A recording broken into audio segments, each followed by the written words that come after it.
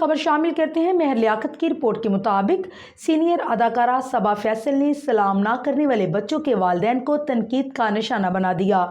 सबा फैसल ने निजी टीवी के मॉर्निंग शो में शिरकत की, जहां मेज़बान की जानिब से बच्चों की तरबियत के हवाले से गुफ्तगू की गई।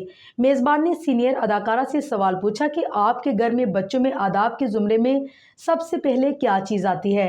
इस पर सबा फैसल ने कहा है कि हमारे घर में सबसे पहले सलाम करने पर बहुत ज़ोर दिया जाता है। ये हमारे घर का एक बहुत बड़ा मसला है। अगर मेरी बहन को कोई बच्चा सलाम ना करे तो वो नाराज़ हो जाती हैं। अदाकारा ने कहा है कि मैंने बहुत पढ़ी लिखी फैमिलीज़ के बच्चों में सलाम ना करने की आदत देखी है।